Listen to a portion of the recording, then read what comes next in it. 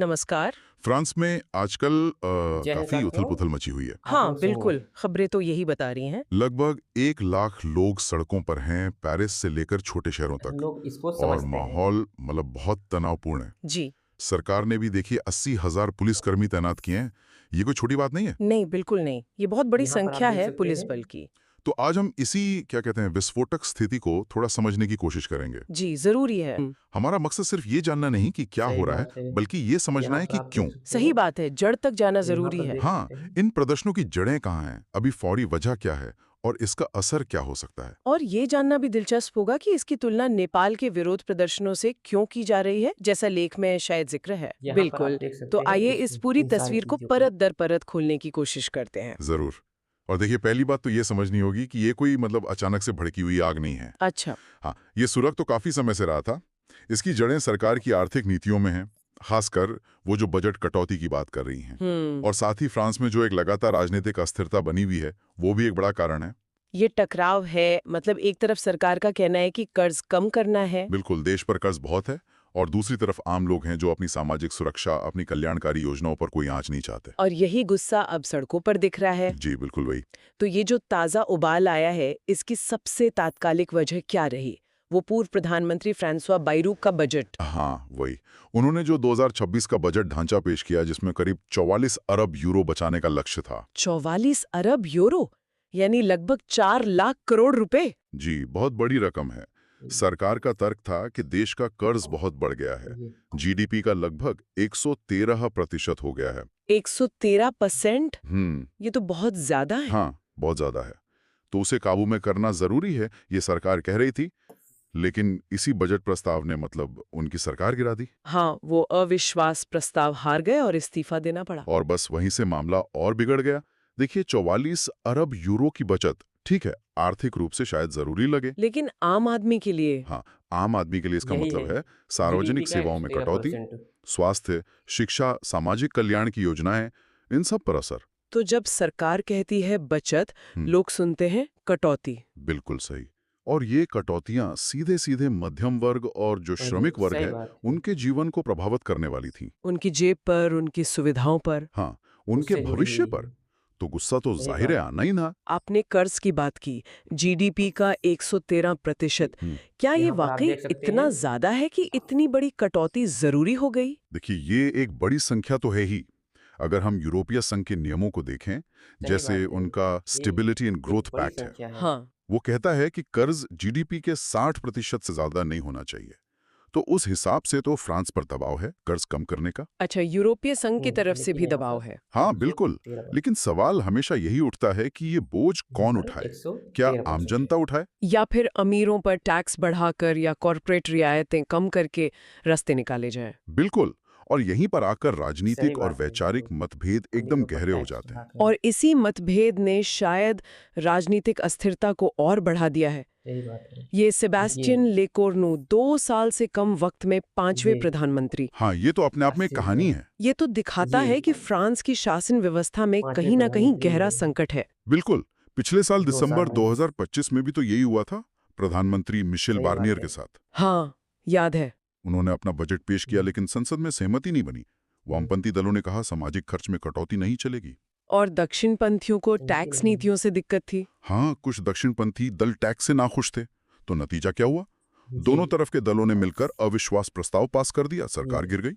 और अब बायरू के साथ भी वही दोहराया गया। जी, ये एक सही क्या बात है। कहते हैं खतरनाक पैटर्न बनता जा रहा है।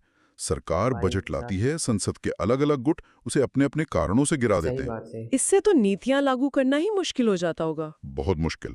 और देश की राजनीतिक स्थिरता पर भी सवाल उठते हैं दुनिया भर में।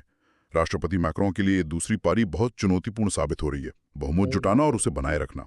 तो इसी पृष्ठभूमि में, मतलब ये बजट पर पे आप देख गतिरोध सकते और हैं। राजनीतिक अस्थिरता के माहौल में ये ब्लॉक एवरीथिंग आंदोलन शुरू हुआ है। हाँ, सब कुछ रोक दो। ये क्या है और इनकी मुख्य मांगे क्या हैं? लेख बताता है ब्लॉक कि ये आंदोलन एवरीथिंग। असल में सोशल मीडिया पर शुरू हुआ था अच्छा। और फिर 10 सितंबर को देश भर में बंद का, चक्का जाम का आह्वान किया गया। ये इसी समर्थन किसका है? कुछ राजनीतिक दलों का? हाँ, कुछ प्रमुख वामपंथी यही पार्टियों सारी का चीज़ समर्थन होता है। है, जैसे जॉन ल्यूक मेलेनशॉन की पार्टी है फ्रांस अनबाउंड। हाँ, वो तो काफी मुखर रहते हैं सरकार के खिलाफ। जी बिल्कुल, अपनी कट्टर वामपंथी और सरकार विरोधी नीतियों के लिए जाने जाते हैं। कुछ छोटे मजदूर संघ भी शुरू से साथ हैं। लेकिन बड़े संघ ये जैसे सीजीटी, हाँ, ज्यादातर बड़े और प्रभावशाली संघ जैसे सीजीटी वो भी इंतजार कर रहे हैं। उनकी सीजीटी 18 सितंबर को एक बड़ी राष्ट्रीय हड़ताल की योजना है। तो सीजीटी अभी सीधे तौर पर यहाँ पर ब्लॉक आप देख सकते एवरीथिंग में हैं। शामिल नहीं है। पूरी तरह से नहीं, लेकिन उनकी नाराजगी साफ है। फ्रांस अनबाउंड जैसी पार्टियों के लिए तो ये सीजीटी नहीं सरकार पर शामिल दबाव है। बनाने का एक और मौका है। हाँ, लेख वहाँ में पर सीजीटी के जी, एक नेता का बयान भी है। वो कह रहे हैं असली समस्या मैक्रों और उनके काम करने का तरीका है। मतलब बात है। सीधा निशाना राष्ट्रपति पर। हाँ, और वो सीधे उनके इस्तीफे बात की है। मांग कर रहे हैं। लेख ने विरोध के राष्ट्रपति 4 पर सीधा मुख्य निशाना कारण भी है। बताए हैं। क्या क्या है? इस्तीफे पहला की तो मांग यही है। कि मैक्रों की नीतियां अमीरों के पक्ष में मानी जाती हैं। इसका दूसरा, बदलाव। जाहिर है, बजट कटौती का बोझ। हम्म, तीसरा, ये राजनीतिक अस्थिरता। और चौथा, वामपंथी गठबंधन की ये ब्लॉक एवरीथिंग वाली रणनीति। सही बात हाँ, है। इन चारों बातों को थोड़ा और समझ लेते हैं।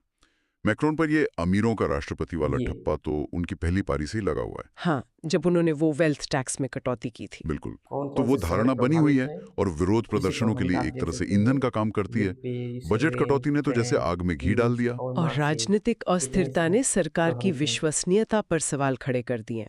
सही बात है। और ये ब्लॉक एवरीथिंग ये सिर्फ एक नारा नहीं है, ये एक सोची समझी रणनीति है। सही बात है। रणनीति किस तरह की? जब देश ठप पड़ जाता है तो सरकार पर बहुत भारी दबाव सोची बनता है समझी बातचीत करने का या अपनी नीतियां बदलने का।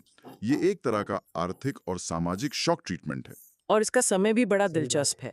ठीक नए प्रधानमंत्री सेबेस्टियन लेकॉर्नू के आर्थिक। पद संभालने के साथ ही ये सब शुरू हो गया। निश्चित रूप से ये नई सरकार को एक साफ संदेश है कि भाई चैन से बैठने नहीं दिया जाएगा। शुरुआत से ही दबाव बनाओ। हाँ बिल्कुल, प्रदर्शनकारी और विपक्षी दल चाहते हैं सही बात कि है। लिकोर्नू सरकार कोई भी बड़ा फैसला लेने से पहले 10 बार सोचे। प्रधानमंत्री का वो दिखाना बदलाव। चाहते हैं कि सड़क पर जो विरोध की ताकत है वो अभी भी जिंदा है। तो ये ये- नए प्रधानमंत्री के लिए एक बहुत ही मुश्किल स्वागत है। बहुत ज्यादा। अब जरा जमीनी हकीकत पर आते हैं। सड़कों पर असल में सही हो बात क्या है। रहा है? बहुत लेख ज्यादा। में जो तस्वीरें और ब्यौरे हैं वो तो मतलब काफी चिंताजनक हैं। सड़कों हाँ, पर हालात गंभीर लग रहे हैं। ये पेरिस में तो सीधी झड़पें हो रही हैं।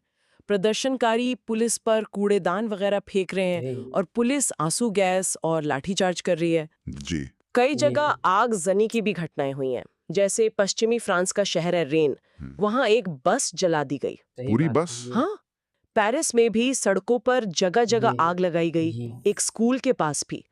और दक्षिणी बसों शहर में। कान में एक पुल पर आग लगाकर उसे सही ब्लॉक बात करने है। की कोशिश कितने हुई। दिलचस्प यानी बातें हिंसा आप- सिर्फ पेरिस तक सीमित नहीं है। नहीं, बिल्कुल नहीं। और सिर्फ शहरों में ही नहीं, जो बुनियादी ढांचा है उसे भी निशाना हिंसा बनाया देख जा रहा है। लीजिए। जैसे कि दक्षिण पश्चिम इलाके में बिजली की लाइनों को नुकसान पहुंचाया गया है। इससे बिजली गुल हुई, ट्रेनें भी रुकी। ओह, ये तो गंभीर बात है। और देश भर में मुख्य सड़कों और हाईवे को जाम कर दिया गया है। पेरिस सही का बात जो है। मेन रिंग रोड है, पेरिफेरिक बुलेवार्ड, वो जाम। मार्सिया जैसे बड़े शहरों में भी रास्ते बंद। कैसे जाम कर रहे हैं? बैरिकेड लगाकर, कूड़ेदान, टायर, यहाँ तक कि पुराने गद्दे रखकर। पेरिस ये- का एक बहुत व्यस्त रेलवे स्टेशन वहाँ है, से- गार दू नॉर्ड। वहाँ करीब 1000 प्रदर्शनकारियों ने घुसने की कोशिश की। अंदर स्टेशन में हाँ, लेकिन पुलिस ने रोक दिया। भारी पुलिस बल था वहाँ। हाँ, सोच सकते हैं। कुछ तस्वीरें भी कितना सामने भयावह आई हैं जो फ्रांस प्रतीक की। जैसी बन गई हैं। जैसे मार्सेई में एक छात्रा सही बात सड़क है। जाम करने के लिए बीच सड़क पर रखे कूड़ेदान पर बैठ गई। या फिर प्रदर्शनकारी पुलिस के फेंके आंसू गैस कैन ओह। उठाकर वापस उन्हीं की तरफ फेंक रहे हैं। ये टकराव का स्तर दिखाता है। हाँ, और नारों और पोस्टरों में सिर्फ सरकारी नीतियों का विरोध सही बात नहीं है। है। राष्ट्रपति मैक्रों के साथ साथ LVMH के CEO बर्नार्ड अर्नाल्ट, उनके खिलाफ भी पोस्टर हैं। अच्छा, बर्नार्ड अर्नाल्ड का जिक्र ये अहम है। क्यों? LVMH दुनिया का सबसे बड़ा लग्जरी सामान बनाने वाला ग्रुप है हाँ और अर्नाल्ड दुनिया के सबसे अमीर लोगों में से हैं। हाँ, सुना है। तो फ्रांस बात। में वो एक तरह से अत्यधिक धन और कॉर्पोरेट पावर के प्रतीक सही माने बात जाते है। हैं। उनके खिलाफ पोस्टर का मतलब है कि इस विरोध में एक साफ तौर पर हाँ, पूंजीवाद ये बात विरोधी या कम से कम अभिजात विरोधी भावना भी है। मतलब गुस्सा सिर्फ बजट कटौती या राजनीतिक अस्थिरता तक नहीं है। नहीं, ऐसा लगता है कि ये समाज में जो बढ़ती आर्थिक असमानता है और जो सत्ता कुछ ही लोगों के हाथों में सिमटती जा रही है, उस भावना के खिलाफ भी है। और पुलिस की प्रतिक्रिया वो भी जबरदस्त है। 80,000 कर्मी। हाँ, बहुत बड़ी तैनाती है। गिरफ्तारियां भी हो रही हैं लगातार। लेख कह रहा है कि दोपहर 1 बजे तक ही 300 से ज्यादा लोग गिरफ्तार हो चुके थे। अकेले पेरिस में 171। पुलिस आंसू गैस, लाठीचार्ज सब इस्तेमाल कर रही है। झड़पों में 4 सुरक्षाकर्मी भी घायल हुए हैं। मार्सेई में भी पुलिस ने प्रदर्शनकारियों को रोका। हाँ, करीब 200 प्रदर्शनकारियों को एक मुख्य सड़क जाम करने से रोका। और इन बड़े प्रदर्शनों के अलावा भी कुछ चल रहा है? हाँ, पेरिस में श्रम मंत्रालय के बाहर एक अलग प्रदर्शन चल रहा था, बेहतर वेतन के लिए। अच्छा, वेतन का मुद्दा भी है? हाँ, सीजीटी यूनियन के नेता अमार लाघा का बयान कि फ्रांस जैसे देश में 10 साल की नौकरी के बाद भी कई कर्मचारियों का नेट वेतन 1600 यूरो महीने से कम है। 1600 यूरो यानी करीब 1.4 लाख रुपए महीना। हाँ, तो वो निराशा भी है। तो ये सारे दृश्य मिलकर एक काफी जटिल तस्वीर बनाते हैं। एक तरफ तो हमें यूनियनों और वामपंथीय पार्टियों के आयोजित थोड़े अनुशासित प्रदर्शन दिखते हैं। दूसरी तरफ सड़कों पर एक स्वतः स्फूर्त गुस्सा है। इसमें युवा हैं, छात्र हैं और वो लोग हैं जिन्हें लगता है उनकी आवाज कोई नहीं सुन रहा। और इसी भीड़ में, जैसा सरकार कह रही है, कुछ उपद्रवी तत्व भी होते हैं। हाँ, जिन्हें कासर्स कहते हैं, तोड़ने वाले, जो जानबूझकर हिंसा और तोड़फोड़ करते हैं। ये बुनियादी ढांचे को निशाना बनाना, बिजली लाइनें, ट्रेन की पटरियां, इसका क्या मतलब है? ये सिर्फ विरोध नहीं रह जाता, ये व्यवस्था के प्रति गहरे गुस्से और हताशा का प्रतीक है। ये दिखाता है कि प्रदर्शनकारी अब शायद सिर्फ मांगे मनवाना नहीं चाहते, बल्कि व्यवस्था को बाधित करके उसे चुनौती देकर अपनी ताकत का एहसास कराना चाहते हैं। सरकार का ये कहना कि प्रदर्शनकारी विद्रोह का माहौल बना रहे हैं, ये क्या दिखाता है? ये दिखाता है कि सरकार स्थिति को कितना गंभीर मान रही है। ये सिर्फ कानून व्यवस्था का सवाल नहीं है, ये सरकार की सत्ता और उसकी वैधता को सीधी चुनौती के तौर पर देखा जा रहा है। फ्रांस में विरोध प्रदर्शनों का तो लंबा इतिहास रहा है। हाँ, बिल्कुल। लेकिन हाल के सालों में, खासकर वो येलो वेस्ट आंदोलन के बाद से, इनमें हिंसा और टकराव का तत्व बढ़ा है। ये प्रदर्शन भी उसी कड़ी का हिस्सा लग रहे हैं। तो कुल मिलाकर हम कह सकते हैं कि बजट कटौती की तात्कालिक वजह लंबे समय से चली आ रही राजनीतिक अस्थिरता और राष्ट्रपति मैक्रों की नीतियों और उनके नेतृत्व के प्रति गहरा असंतोष, इन सब ने मिलकर फ्रांस को फिर से विरोध की आग में झोंक दिया है। सही कहा। नतीजा है देश भर में गंभीर व्यवधान, आर्थिक नुकसान और दुख की बात है कि हिंसक झड़पें भी। जी। नए प्रधानमंत्री लेकोर्नो के सामने तो अब पहाड़ जैसी चुनौती है। पहले तो ये बजट पास करवाना, हाँ, जो कि बहुत मुश्किल लग रहा है। और उससे भी बड़ी चुनौती देश में भरोसा और स्थिरता बहाल करना। बिल्कुल सही। और ये फ्रांस के सामने जो एक बुनियादी दुविधा है, उसे उजागर करता है। कैसी दुविधा? एक तरफ तो वैश्विक अर्थव्यवस्था में टिके रहने की और बढ़ते सरकारी कर्ज को काबू में करने की आर्थिक मजबूरियां हैं। दूसरी तरफ फ्रांस का अपना एक मजबूत सामाजिक मॉडल है। वहां के नागरिकों से बचाए रखना चाहते हैं। उन्हें राज्य से उच्च स्तर की सामाजिक सुरक्षा और कल्याणकारी लाभों की आदत है, अपेक्षा है। और मैक्रो सरकार इन्हीं दो पाटों के बीच फंसी हुई लगती है। बिल्कुल। आर्थिक सुधारों की कोशिश करते हैं तो तुरंत सामाजिक प्रतिक्रिया होती है। और ये सब एक ऐसे राजनीतिक माहौल में हो रहा है जो बुरी तरह बटा हुआ है।